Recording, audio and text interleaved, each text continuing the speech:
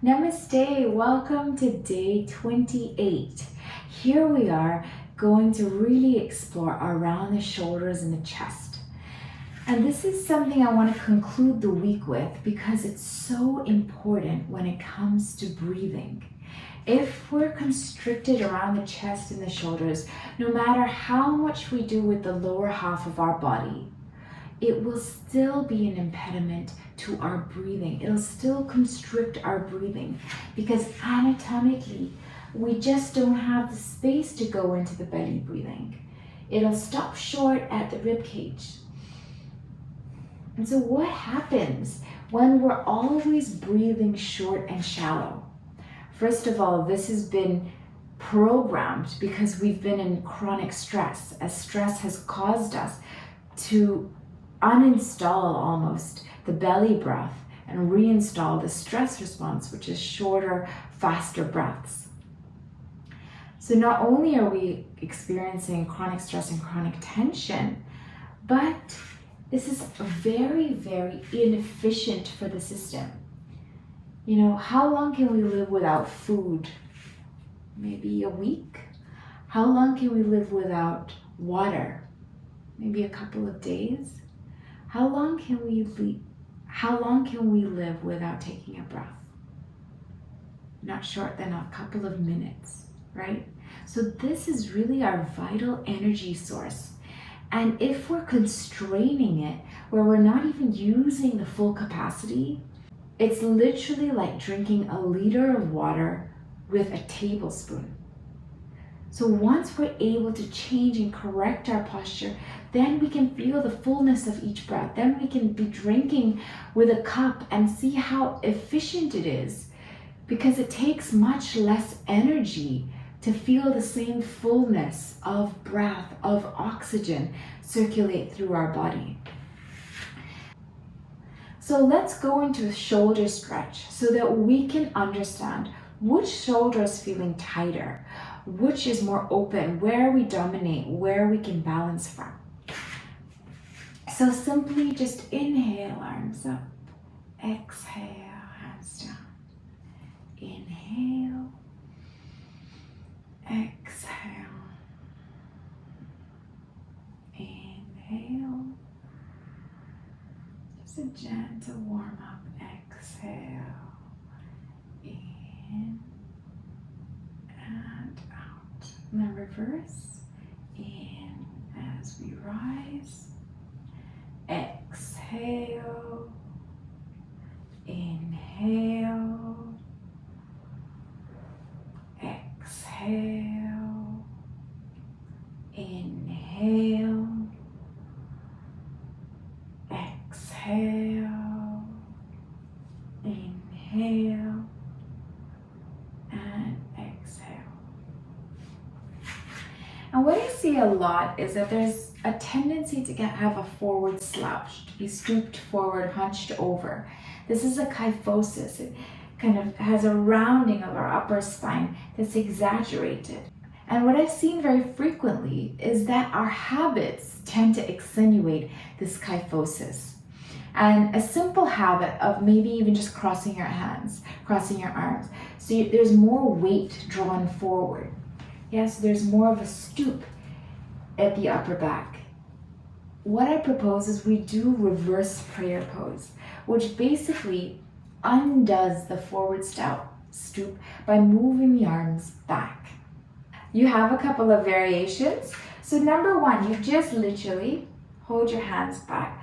See if you can bring your palms together and you point your hands down. Number two, you could even hold onto your elbows. Now this is something quite comfortable. Just walk around instead of crossing your arms in front of you. Just keep an openness as you hold your elbows behind you.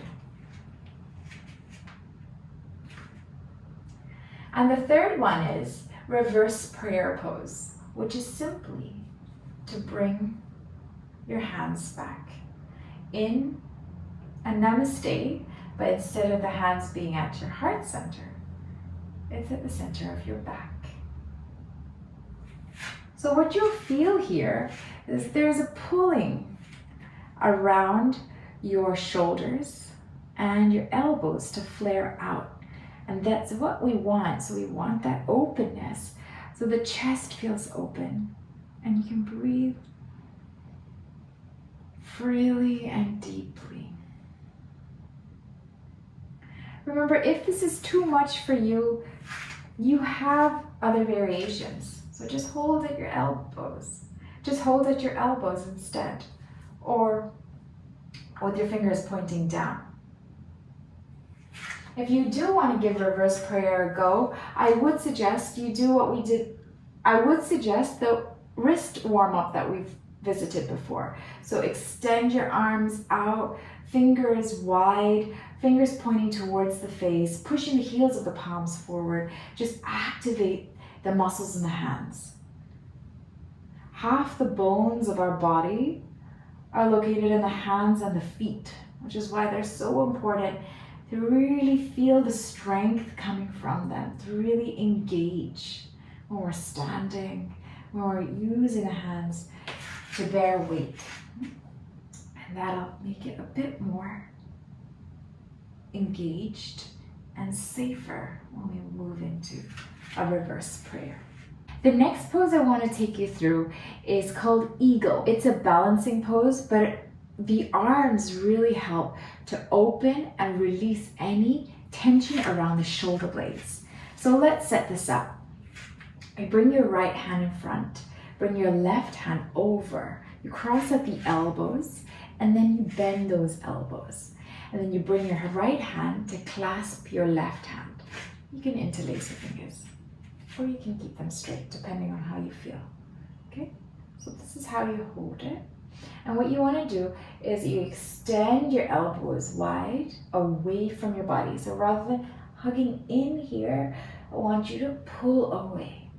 And then reach your elbows up towards the line of your nose, again, only if available to you. So reach your elbows up to the line of the nose if it's available to you. And make sure you give yourself the freedom to stop anywhere that's feeling tight or uncomfortable. Just allow 5 deep breaths and bring your awareness between your shoulder blades at the back of the body. So it helps to release the stress pent up around the shoulders and the shoulder blades. So breathe.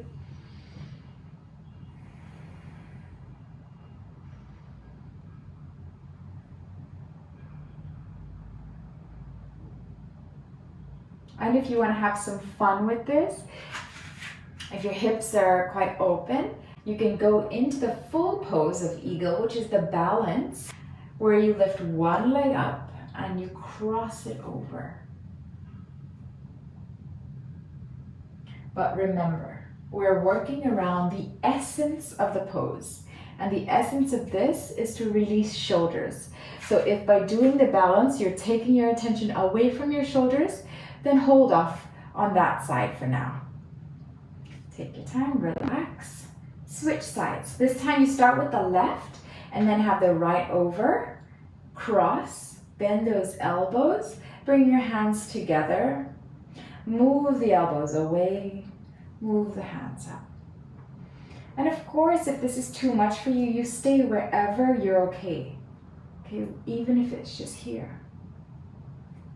So give yourself that leeway, that margin to explore and to work your way into the final pose. For 5,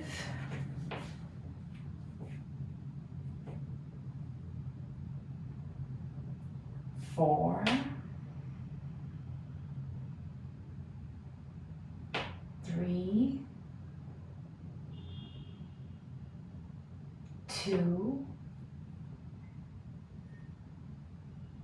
1. Gently relax. Don't you feel a difference in your shoulders already? I certainly do. Good. Last is actually, there's a tension, there's a tightness that maybe is built because of poor posture.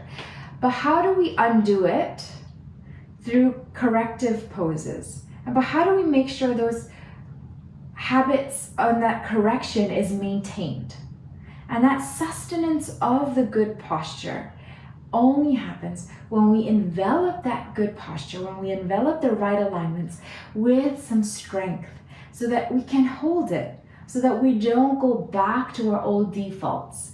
We keep that openness, and we're able to keep it with a sense of ease and a sense of comfort. So now get ready to pack in the power. This is going to be strong, it's going to be powerful, but you're going to feel great for it. You come onto your hands and your knees, and you bring your hands shoulder distance apart. So your wrists, elbows, and shoulders are in the same line. You walk your knees in the same line as your hips. And then slowly exhale. Keep hugging your elbows into the waist as you lower and lift. This is very similar to a baby push-up. Although the biggest alignment to be aware of is that you're hugging the elbows in. They always hug into the waist. It's not that you're moving them out. Yeah? So you keep hugging inward. Okay. And so see if you can use your breath and stay here as you exhale. Inhale up. Exhale. Inhale. Exhale. Great for the upper back, chest, and shoulders. Exhale. Inhale. Exhale. Inhale. Keep the back nice and long. Your nose is going just a little bit in front of your fingertips. Lowering down. Good. Now, what you're going to do, if comfortable, is hold plank. So have your hands where they are, straighten your legs, engage your core, keep your chest open. Now, a lot of the time, I see a rounding in plank. Keep your chest open, keep the heart center open. And breathe. Keep squeezing your shoulder blades back, lifting the navel up so it's in the same line. Keep pulling the thighs up to the ceiling, knees pulling into the thighs. 5, 4, 3, 2, and 1. Relax. So that was great in terms of bringing an integrity to the shoulders, the arms, the core, and the back strength. A challenge, if you are used to weight training and you want a challenge, then this is for you. Try to move from plank into chaturanga. Relax. And repeat. Come back to plank. Hug in. And release. So play around with this. You have different variations. Basically what you want to do is bring a sense of openness into the chest, into the shoulders, and maintain that openness with a layer of strength. And so now we've come to a point where we're really starting to understand the essence of yoga, which is at the epicenter. It's all about balance. Balancing strength, balancing flexibility, balancing our energy levels. What we're going to do next week is weave it all together and really focus on our core strength and balancing poses, weaving in the different poses that we've already done, as well as an intention to emotionally connect us to the frequency we're looking for through a meditation and breathing exercises. I can't wait. We're really starting to see how it's all coming together. I'll see you tomorrow. Namaste.